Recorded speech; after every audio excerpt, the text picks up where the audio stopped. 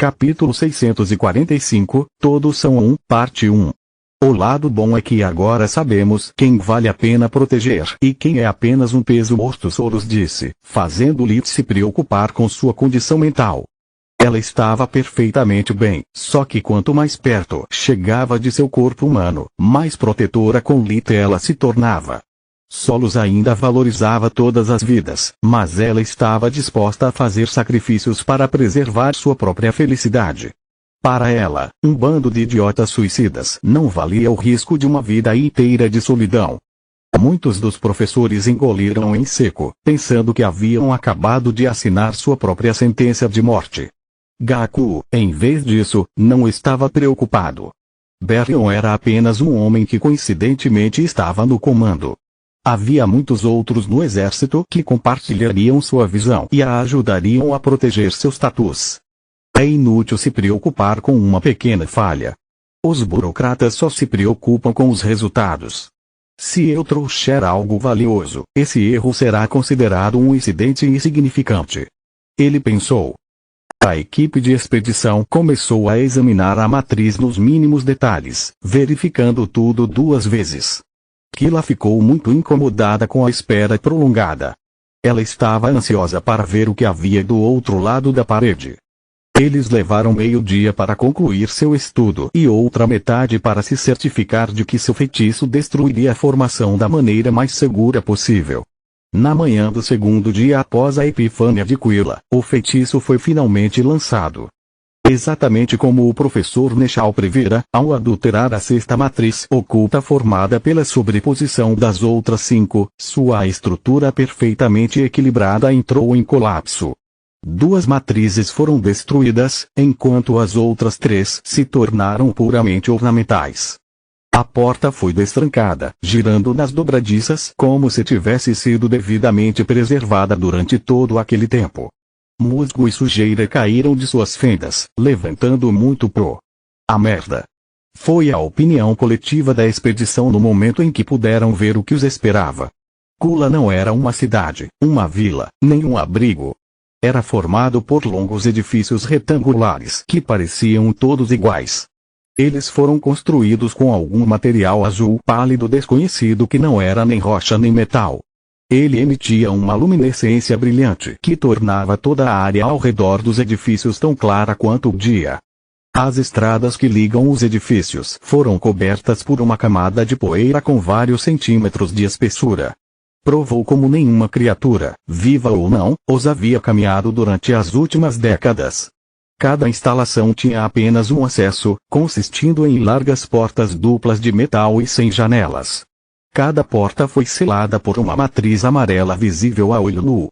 Tinha o formato de 3 círculos concêntricos inscritos com runas desconhecidas e alimentados por cristais roxos e pelo geyser de mana subjacente à Kula. Com a visão da vida, Lith pôde ver que havia dispositivos semelhantes a cabos que percorriam todo o complexo, transportando a energia mundial para as várias matrizes, incluindo aquela que a equipe da expedição acabou de desativar. Esta é uma porra de uma base militar. Morok disse, tirando as palavras da boca de todos. Lith, o que você vê? Perguntou Gloria. Sua pergunta não fazia sentido para os outros, mas ninguém ousou se mover. Qualquer país reagiria a invasores que acessassem um complexo secreto com extremo preconceito. O Odi provavelmente teria deixado muitas surpresas desagradáveis para trás. A costa está limpa, mas não podemos nos permitir relaxar. Tudo, e quero dizer tudo, ainda está perfeitamente funcional. Ele apontou para as matrizes nas portas, que deveriam ter desbotado séculos antes.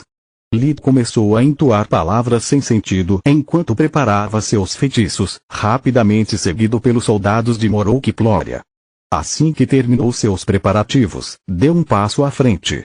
A porta e a parede de pedra começaram a piscar com uma cor vermelha brilhante e emitiram um ruído estridente. As matrizes sobreviventes ativados um após o outro, mas por causa dos danos que sofreram, eles só puderam produzir uma série de faíscas e chiar antes de implodir com um baque. Lith ficou olhando ao redor, esperando que algo acontecesse. Registro de Morok. Acrescente ao meu relatório como os fósseis antigos teriam sido a nossa morte se não destruíssemos os arranjos antes de entrar, ele disse, atraindo para si vários olhares maldosos. Morou que estava prestes a responder quando a prudência de Lit valeu a pena. Visão da vida mostrou a ele uma força vital correndo através da camada de poeira de vários centímetros de espessura que cobria o chão, fazendo ganhar vida. Ele assumiu a forma de um colosso de mais de 3 metros de altura com olhos amarelos brilhantes. Além dos olhos, não tinha feições nem forma definida. A nuvem de poeira inteira era seu corpo, e a criatura a usou para tentar afogar Lit. Ó deuses! Um golem de areia, disse a professora Eucas em pânico. É suposto ser impossível. Onde diabos pode estar o cerne dessa coisa? Glória não se importava se isso era possível ou não, as únicas coisas que a preocupavam era que ele estava bem na frente deles e que Lit ainda não tinha reagido. Segure seu fogo. Ela disse enquanto levantava a mão aberta no ar para reforçar seu comando. Golem de areia, minha bunda. Pensamento de Lit.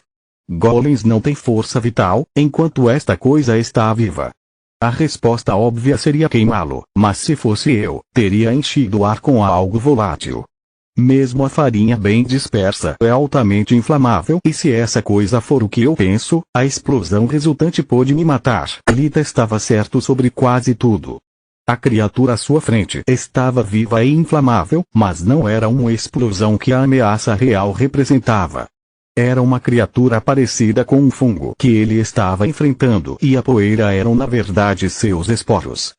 Colocá-lo em chamas teria causado uma pequena explosão forte o suficiente para mandá-los voando por toda parte, matando a expedição em questão de segundos.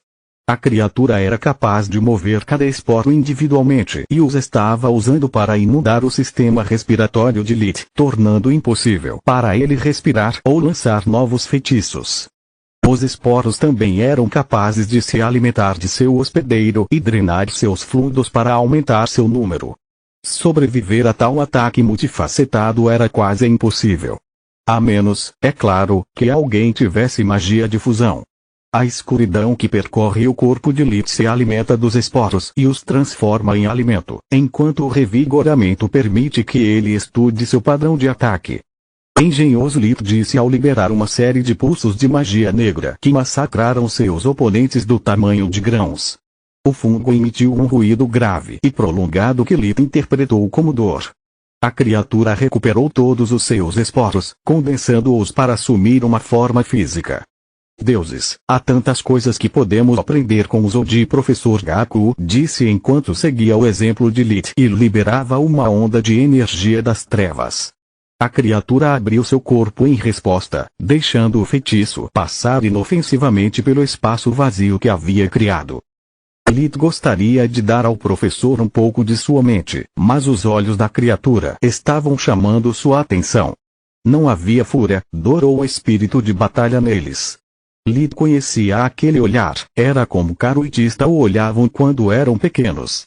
Era a esperança. Capítulo 646, Todos são um, parte 2. Aquela coisa não é golem, está viva, Lit gritou sem desviar o olhar da criatura fúngica à sua frente.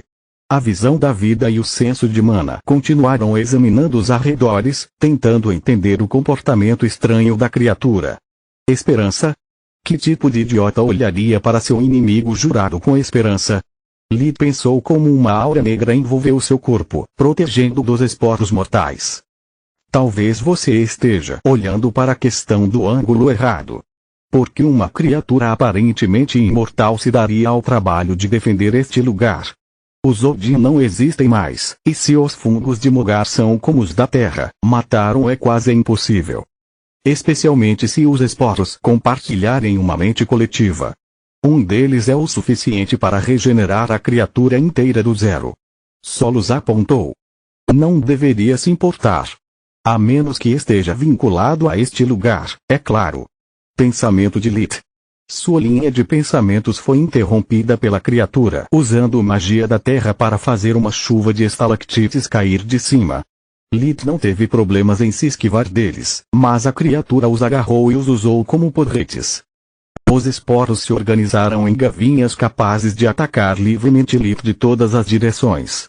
Os pseudobraços não tinham ossos nem articulações, então eles podiam mudar sua trajetória a qualquer momento, forçando Lit a teleportar antes de ser preso. Precisamos ajudá-lo. Khalil, o assistente da professora Syndra, estava cansado de esperar nas laterais. Ao contrário dos outros, ele não era apenas um teórico. Uma de suas especializações foi mago de batalha. Um aceno de sua mão desencadeou o feitiço de nível 5, braços de fogo. Uma saraivada de mãos em chamas do tamanho de um adulto interceptou os porretes e agarrou o inimigo ao mesmo tempo. Cada uma das mãos mágicas era feita de ar e chama ciano. O elemento vento permitia que pegassem qualquer coisa sem infligir danos ou poderia aumentar a intensidade da chama a qualquer momento, de acordo com a situação. Se for um golem de areia, como o professor Gaku diz, meu feitiço vai transformá-lo em vidro. Se for um ser vivo, como diz o Ranger Veren, então irá matá-lo. Não importa a espécie a que este pássaro pertença, a minha é a pedra certa para matar. Khalil pensou. Não use fogo, seu idiota. Lit disse, destruindo os sonhos heróicos de Khalil. A nuvem de esporos explodiu como uma série de pequenos baques, espalhando os membros minúsculos da criatura em forma de cogumelo além da porta. Apenas aqueles como Plória, que confiavam cegamente em Lit, haviam preparado uma barreira de escuridão para se proteger. Todos os outros recorreram à magia do ar ou da terra, mas tais elementos não podiam fazer nada contra um ataque do tamanho do pólen. Khalil recebeu o impacto da onda de esporos, tossindo loucamente enquanto começava a sangrar por todos os seus orifícios devido às micotoxinas que a criatura liberava enquanto crescia dentro de seu corpo. A infecção se espalhou tão rápido que levou segundos para cobrir totalmente a pele do jovem. A magia da luz é inútil. Professora Syndra disse depois de sua tentativa de salvar a vida de seu assistente. Apenas acelerou a propagação da doença, que agora também estava cobrindo as mãos de Syndra. É um fungo.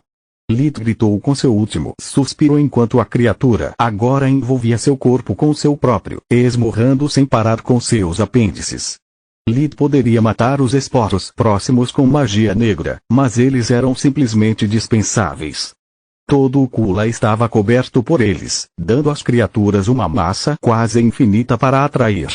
Lit girou, infundindo mana em sua Skinwalker para que o Orixá Okun o protegesse da cabeça aos pés. Os esporos não podiam mais tocá-lo e as estalactites eram apenas armas normais. Graças à pluma do Thunderbird, o Skinwalker era imune a ataques contundentes. Pelo menos até que ele tivesse mana suficiente para manter a armadura em sua forma intensificada.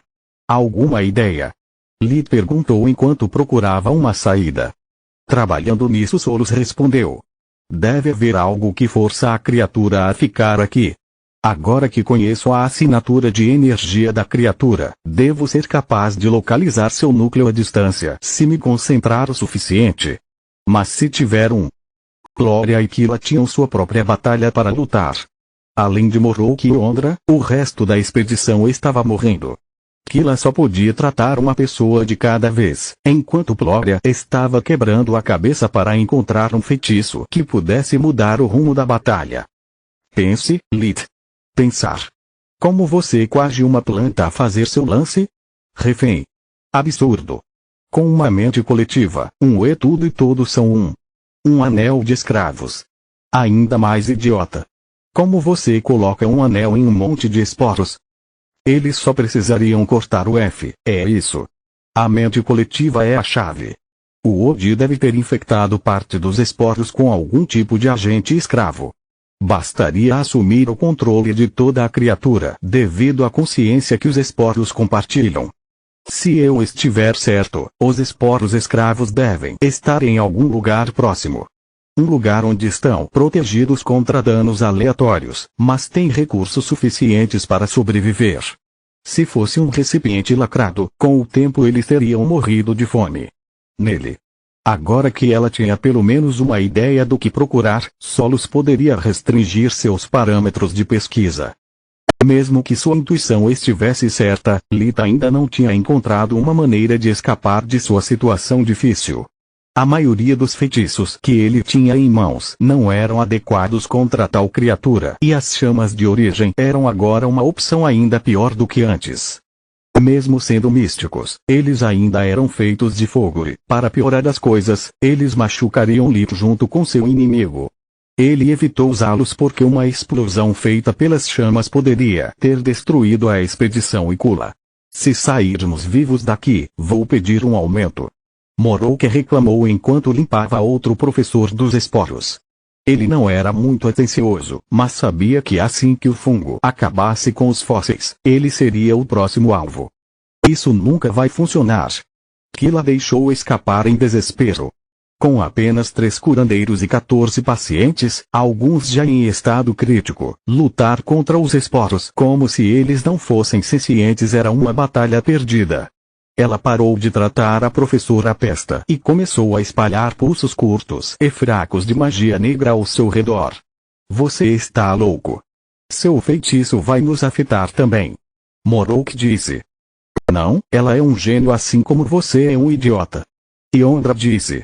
Os pulsos que ela emite são fortes o suficiente para evitar que os esporos se espalhem, mas fracos o suficiente para serem interrompidos por nossas armaduras.